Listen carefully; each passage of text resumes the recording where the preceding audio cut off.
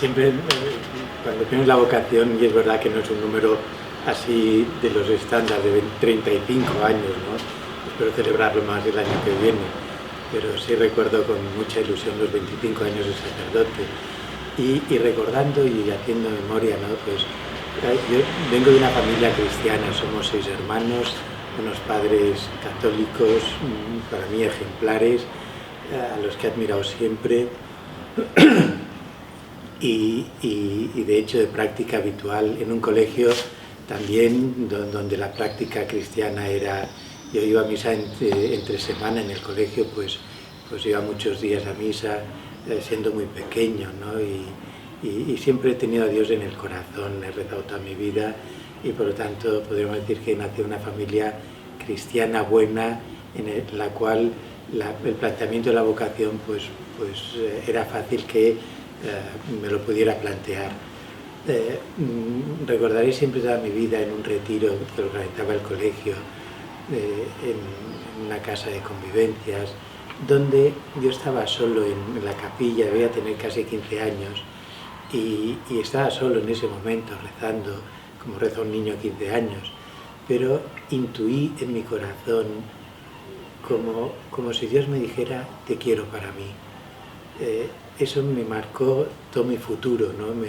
Fue un impacto muy fuerte, evidentemente no me lo provoqué yo mismo, y fue como muy claro esa como petición por parte de Dios de te quiero para mí. ¿Cómo se iba a concretar esto? Pues la verdad es que me asusté y en mi corazón le dije que yo tenía mis planes y que ya iríamos negociando a lo largo de la vida. De hecho, cuando acabé el colegio, pues yo la verdad es que siempre he sido un apasionado de todo, de los deportes, de los estudios, ¿no? Y me apasiona todo, ¿no?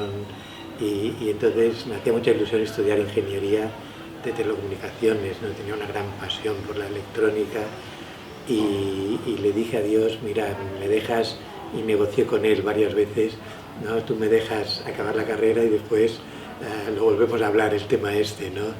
Y siempre veía el sacerdocio o la vida consagrada como algo que no me apetecía nada, no era ninguna ilusión, no estaba en mis proyectos vitales y no lo veía con una admiración, decir qué ilusión poder formar parte de ese equipo, ¿no? Sino todo lo contrario. A pesar de todo, pues empecé la carrera, he sido un buen alumno siempre y me enamoré de una chica a lo largo de ese tiempo, ¿no? que como siempre pues me ilusioné, me apasioné, pero en mi corazón siempre había ese recuerdo constante, te quiero para mí, ¿no? Eso hizo que mi vida fuera un mar de dudas a lo largo de mucho tiempo. ¿Qué hago? ¿Sigo? ¿La dejo? ¿Me caso? ¿Me entrego a Dios? ¿No? Y así fueron pasando los años, los cursos, hasta que acabé. Al acabar la ingeniería, hacía un par de años que trabajaba en la Facultad de Informática y me ofrecieron quedarme allí.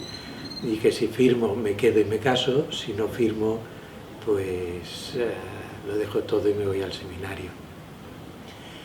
Fue una presión muy fuerte porque podríamos decir que el ser sacerdote no era mi ilusión, era otra, pero tenía conciencia en mi corazón que si no le decía un sí incondicional a Dios, ni sería feliz ni haría feliz a nadie.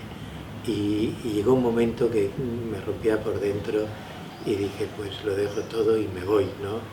Me voy con la ilusión de que me echen del seminario y así poder tener la conciencia recta, pensar que me he equivocado en mis decisiones, ¿no? y que entonces podía retomar la vida que me había hecho ilusión. Pero fue impactante desde el día que pues, dejé a esa chica, ¿no? A la que quería un montonazo y le dije a Dios, pues lo que tú quieras, ¿no? Pues en ese día se instaló en mi corazón la paz de una manera espectacular y una alegría inmensa. Siempre había tenido miedo de morir, pensando que Dios me enviaría al purgatorio por toda la eternidad, no toda la eternidad, no, pero hasta que acabara el mundo, ¿no? Pensando que le había dicho tantas veces que no, ¿no? De hecho fueron 9 años que le estuve diciendo no quiero, no me agobies, no me interesa, yo no quiero eso para mí, y al final, pues gracias a Dios ganó él, ¿no? Y poniéndome esa convicción en mi corazón de que las alternativas a las que él me pedía no iban a funcionar.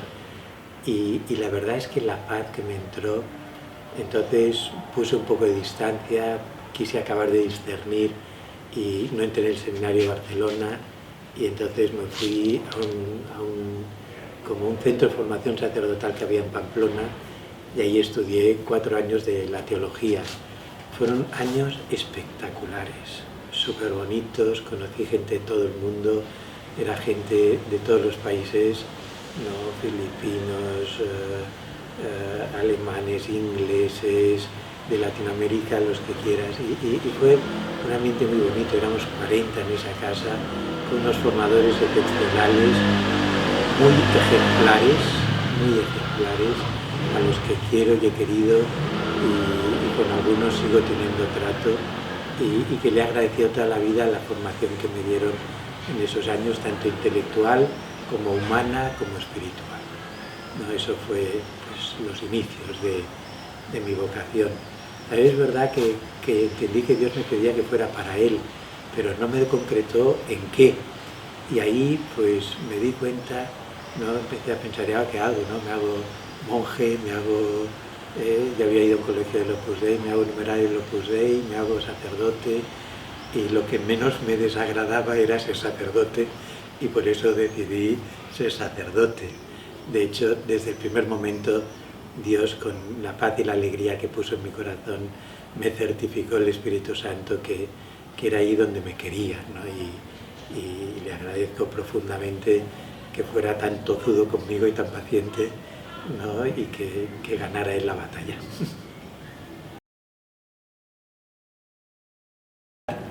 Yo estudié fuera de Barcelona. El obispo, el cardenal Jovany, me pidió que el último año volviera a Barcelona, y así lo hice.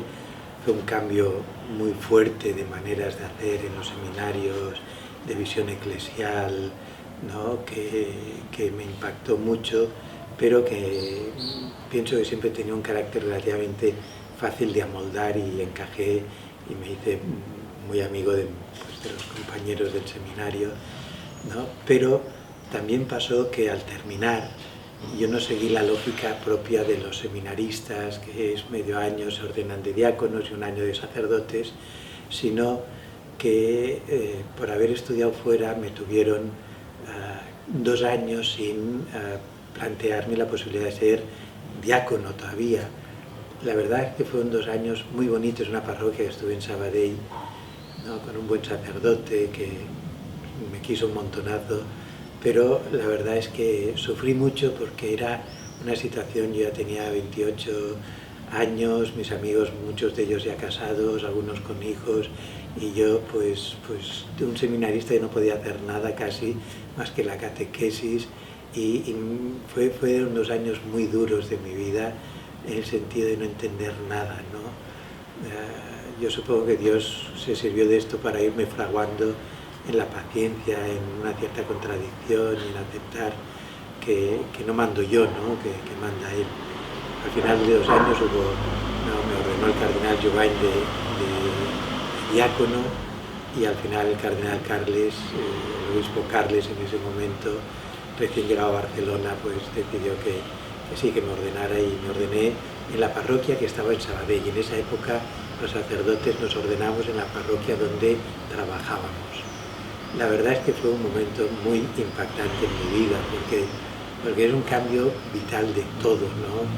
De manera de vestir, de la manera de afrontar mi vida, ¿no? La exigencia de ser coherente con lo que asumía, ¿no? Con el sacerdocio, con mucha ilusión, pero a la vez también con, como decía uno, con temor y temblor, ¿no? Es decir, que no lo estropee, que sepa estar a la altura, ¿no? Pero yo pienso que gracias pues a ese carácter que Dios me ha dado, ¿no?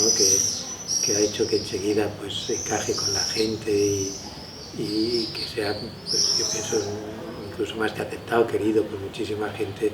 Enseguida encontré mucho apoyo, mucho soporte, mucho cariño, ¿no? Y la verdad es que mi vida sacerdotal ha sido un regalazo tras otro a lo largo de todos estos 34 años. Por lo que se refiere a mi vida pastoral, el hecho de esos 2 años que era seminarista, que no me ordenaban, aproveché para hacer la licencia en teología, y en esa época hubo un profesor que me pidió que de alguna manera fuera su sustituto en el futuro en temas de moral. Fue para mí un regalazo, que fue mi maestro, mi mentor, de los hombres más sabios y santos que he conocido, Antonio María Oriol, y un sacerdote que me ayudó pues a abrir puertas en el ámbito académico, que por haber estudiado fuera y así pues no me facilitaba mucho las cosas. A pesar de esto pues me ordené, estuve 8 años en una parroquia que se llama San Félix de Sabadell, que la guardo en el corazón, y de muy grandes amigos, ¿no? Y después me enviaron 2 años de párroco en una parroquia muy sencilla, una barriada de Sabadell, en el norte, de población mayoritariamente pues murciana, malagueña, una gran población también gitana, con muchas experiencias muy divertidas y muy bonitas. Era un mundo muy distinto del que yo había vivido hasta entonces, ¿no? Pero que también pues me encontré, en todas partes me he encontrado muy a gusto. En esa época me plantearon el hecho de poder sacar la tesis doctoral, y con el visto bueno del obispo me cambiaron de parroquia, me llevaron a Barcelona, cerca de la casa de mi madre, que había quedado viuda. Entonces vivía con mi madre y celebraba la misa en la parroquia de San Odón. Allí estuve 5 años y me dediqué sustancialmente a estudiar. Fueron años de muchas horas de lectura, de estudio, de escribir. Publiqué algún libro también de otros temas que no eran de la tesis, pero que eran inquietudes mías que tenía conforme a ese profesor del cual me sentía su discípulo, y fueron muchos años, ¿no?, de un trabajo especialmente académico. Después me enviaron a una parroquia que se llama la Mare del Roser, que está delante de la Plaza de Toros de la Monumental, en Gran Vía Lepanto. Allí he estado 9 años, es donde he estado más de mi vida, ¿no? Y era una parroquia, un barrio clase media, sencilla, buena, ¿no? Me encajé muy bien con el párroco a quien sustituí, que se jubilaba. De hecho continuó ayudándome, y eso ayudó mucho a los feligreses, el ver que entre los sacerdotes pues también nos queremos y nos ayudamos, ¿no? De hecho, cuando estuvo ya muy enfermo para morirse, pues fue a mí quien le pidió que le llevara la unción de los enfermos y la comunión. Iba a menudo a comer a su casa, que me invitaba, también para arreglarle cuestiones informáticas, ¿no? Pero mantenía una gran amistad con él. Y ahí estuve 9 años, ¿no? Ahí empecé un grupo de jóvenes que fue muy numeroso, y salieron muchas vocaciones de sacerdotes, de religiosas, y muchos matrimonios con los que todavía trato hoy en día. Fue años muy bonitos, ¿no? Después de esos 9 años me enviaron a Belén, a las Ramblas, la Mare de Betlem, otra parroquia de la Virgen, y allí estuve pues 6 años he estado en Belén. Ya en Rosé empecé una actividad apostólica que era Emaús, que me pidieron que opinara sobre el tema. Como no sabía de qué iba, pues intenté vivirlo, porque me pedían consejo mucha gente. Me impactó la eficacia que tenía ese método de evangelización, y a la que pude pues lo asumí también en mis parroquias. Eso ha llevado que se acercara muchísima gente a Dios, a la parroquia, ¿no? Y ha generado un entorno enorme de gente, varones y mujeres. Después asumí lo mismo, pero en jóvenes, que se feta, y eso ha hecho que pues tuviera muchísima gente alrededor, que para un sacerdote ver todo ese trabajo y la eficacia de nuestro trabajo, y ver cómo la gente se acerca a Dios, se convierte, se confiesa, se pone en orden su vida, pues es el regalo más grande que tiene un sacerdote. Después de 6 años en Belén, el obispo me pidió que viniera aquí a Santa María del Remei. Y aquí estoy desde hace, pues ahora hará 5 años en septiembre, en octubre, ¿no? Una parroquia que es mucho más de mi estilo vital. Yo vivía, antes de ser sacerdote, vivía en Sarriá, a 10 minutos de la parroquia que estoy ahora andando, ¿no? Y por lo tanto es de alguna manera mi barrio, mi gente, ¿no? Y la verdad es que ha sido una parroquia muy acogedora. El sacerdote al que he sustituido, pues en Pere Montagut, dejó la parroquia en muy buenas condiciones, humanamente, ¿no? También con gente muy buena en el consejo parroquial, y la verdad es que ha sido una parroquia muy fácil, muy agradable, y en la que estoy muy a gusto trabajando. Santa María del Remei es una parroquia para mí agradable, en la que me he sentido muy cómodo, en la que he podido también alternar con otros trabajos que me han ido pidiendo desde el obispado y hacer compatible pues todo lo que llevo ahora entre manos, que uno se da cuenta que desde la dimensión sacerdotal pues hay que llegar a muchos ámbitos, ¿no? Actualmente, por ejemplo, fuera del ámbito parroquial, que es mi gran pasión, pero como os decía, tengo muchas pasiones también. Desde hace años pues soy profesor, he sido profesor de muchas instituciones, de alguna universidad civil, y ahora soy profesor de la Facultad de Teología de Cataluña, ¿no? Donde explico moral fundamental, moral social, y la verdad es que es la necesidad de formar a los futuros sacerdotes, formar la gente, que conozcan la belleza de nuestra fe. Yo pienso que ha sido mi gran tarea aquí, ¿no? Mostrar la belleza de la fe en la que Dios me ha hecho, yo pienso que entenderla con una luz pues tan hermosa y tan apasionante, que, como decía San Pablo, ¿no? Que la caridad de Cristo nos surge, ¿no? Que no puedo callar, ¿no? Y que he venido a traer fuego a la tierra y que quiero sino que arda. Pues ese mismo fuego es el que de alguna manera quiero transmitir a la gente, y es lo que me hace ilusión, y por eso no callo, ¿no? Me paso el día, ¿no? Pues dando clases, sesiones. Tengo, aparte de los grupos de jóvenes, tengo bastantes grupos de matrimonios, ¿no? En los que mi gran pasión es que se quieran, que formen hogares cristianos, donde salga gente que sea capaz de involucrarse en el mundo y cambiarlo para poner a Dios en el centro de todas las actividades humanas, ¿no? Y desde este punto académico, también el obispo me pidió hace ya 6 o 7 años que fuera el delegado de la pastoral social y de caridad. Bajo mi cargo tengo Cáritas, marginados, prisiones, migrantes, el apostolado del mar y algunas instituciones sociales, que lo que pretendía él es que pusiera la sabiduría de la doctrina social de la Iglesia al servicio de todas estas instituciones, cosa que me han aceptado muy bien y hemos ido implementando en muchas de estas instituciones. Sé que se llaman secretariados, que están en mi delegación, y la verdad es que podría decir, no me puedo aburrir, me siento más que lleno, y ver también la gente que me pide que le acompañe, dudas, soluciones, ayudar también a discernir moralmente. La verdad es que hace que mi vida, podríamos decir, soy incapaz de aburrirme un segundo, ¿no? Sino todo lo contrario, y el ver el bien que Dios puede hacer a través de las personas, a través de una persona, pues me impacta, y continuamente le doy gracias a Dios. La gente a la que trato es el objeto de mi oración mayoritariamente, y quiero que Dios entre en esos corazones, y esa es mi gran pasión ahora, ¿no?